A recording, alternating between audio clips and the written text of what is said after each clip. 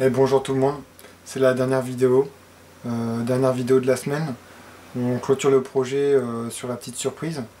Donc la petite surprise c'était quoi? C'était ni plus ni moins que ça va être de connecter la Flyport donc au réseau local, ça on l'a fait la dernière fois, mais de l'interfacer avec un système tel que Sarah. Ouais, Sarah, je sais, on y revient toujours, mais j'affectionne vraiment beaucoup ce projet. Je remercie encore JP Uncos et voilà, c'est un super travail qu'il a fait. Ce que je voulais vous montrer en fait, c'est que c'était facile, vu que le Flyport est un objet connecté, de l'interfacer avec Sarah. Pour vous montrer que c'est pas du flan, on va comparer par rapport à la tablette ce qu'il en est. Mais on va commencer par demander l'heure à Sarah. Sarah, quelle heure est-il?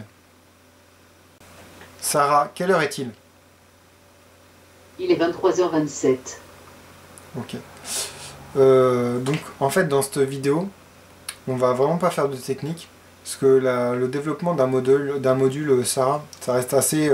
c'est pas que c'est compliqué, mais il y a une prise en main à faire. C'est du Node.js, donc c'est du JavaScript à bloc. Là, dans le proto, vous verrez, si vous avez l'occasion de télécharger, on fait appel à des librairies qui sont maintenant incluses depuis la 2.9 dans Sarah, donc c'est XML2JS. Donc l'idée c'est de parser le XML en JavaScript et de récupérer les infos et de les balancer à Sarah. On avait bien différencié les différents types analogiques, digital et I2C. Donc on va voir dans la méthode d'interrogation les différents types de capteurs et comment lui demander en fait à Sarah gentiment pour avoir les valeurs. Voilà, donc absolument pas de partie technique, c'est vraiment que de la présentation. Donc là, on a une température à 24 degrés 9. Je vais demander à Sarah, Sarah, quelle est la température analogique? Sarah, quelle est la température analogique? La température analogique est de 24,9 degrés Celsius. Ok. Je ne vais pas avoir au niveau de l'affichage, je ne sais pas si vous vous rappelez, on n'a pas mis la partie digitale et I2C, mais dans le XML on l'a quand même. Donc je l'ai quand même interfacé, je l'ai quand même programmé pour avoir les valeurs digitales et I2C. Donc Sarah, quelle est la température digitale? Sarah, quelle est la température digitale? La température digitale est de 29,3 degrés Celsius. Ok. Sarah, quelle est la température I2C? La température I2C est de 26,8 degrés Celsius. Ok. Bon, on voit qu'il va chercher les infos dans le XML, ça correspond bien. On va regarder pour la luminosité qui est de 59%. Sarah, quelle est la luminosité? La luminosité est de 59%. Ok, pour la teneur en gaz. Sarah, quelle est la teneur en gaz? Sarah, quelle est la teneur en gaz? La teneur en gaz est de 56 047,7 ppm.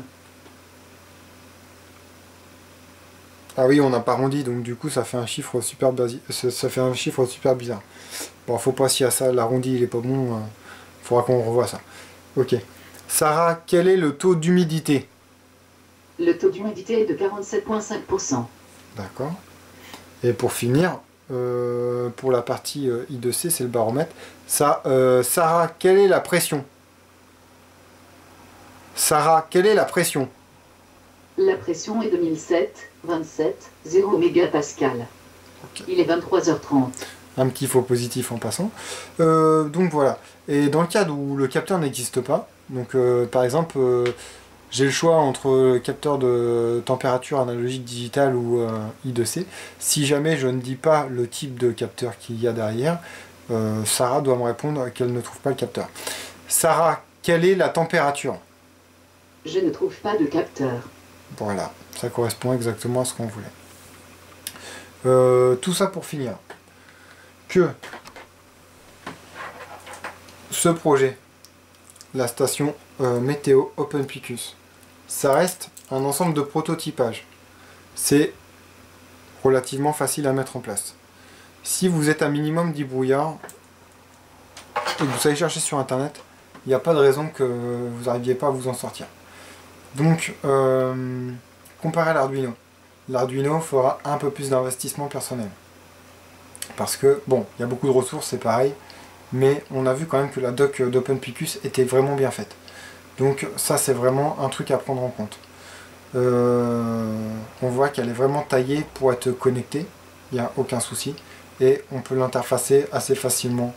Bon, ça reste facile, on aurait exactement pu faire la même chose avec Arduino, mais faut quand même avouer que là on a fait quoi? On n'a même pas fait 50 lignes de code à tout casser, alors qu'avec Arduino ça aurait été beaucoup plus que ça. Donc ça c'est le truc qu'il faut vraiment mettre en évidence, c'est qu'avec la technologie Groove et la Flyport, un non-électronicien est capable de faire des projets assez, assez fantastiques à mon avis, quoi. Là on est vraiment dans le cadre de la maison. La station météo ça reste basique. Maintenant il y a vraiment possibilité de faire des choses un peu plus poussées avec, toujours la Flyport et les capteurs, par exemple des robots ou des drones je pense. Voilà, il y a moyen de faire vraiment beaucoup de choses, au même titre qu'Arduino est capable de le faire, mais de façon beaucoup plus simple. Juste pour vous dire, c'est que j'en garde sous le coude, j'ai d'autres projets qui seront faits avec la Flyport. Donc voilà, c'est pas que pour vous faire découvrir, c'est que là je mets vraiment un pied dedans et je trouve vraiment cette techno sympa. En plus j'ai pu voir quelques trucs pour l'avenir et voilà, ça laisse rêveur à ce niveau là. Je cherche pas à vous vendre la Flyport en aucun cas. Je voulais juste vous dire que c'est un bon produit taillé et que pour des débutants ou pour des initiés, je me rends pas compte, j'ai pas du tout ce niveau, mais je sais que pour des débutants, c'est vraiment super agréable à prendre en main, comparé à d'autres produits. Hein. Franchement, et puis au moins vous êtes sûr de mettre le truc et que ça fonctionne, quoi.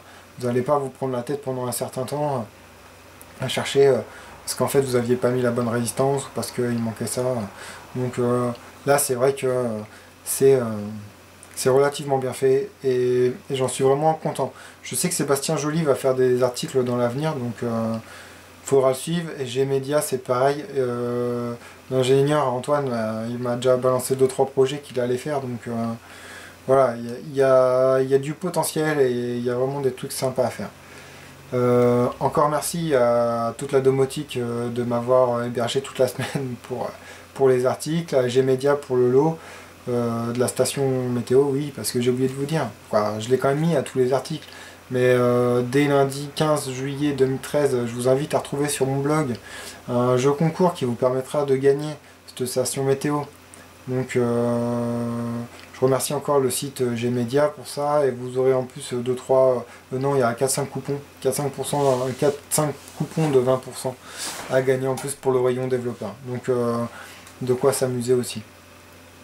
Je vais finir par quoi? Je vais finir par vous dire à tous au revoir et je vous dis à bientôt. On se rencontre quand vous voulez, on se mail, on se tweet, on se rencontre en vrai, peu importe, voilà. C'est pour parler domotique, domotique, informatique, tout ce que vous voulez, hein. Enfin bref, voilà. Je vous dis à plus. Allez, ciao!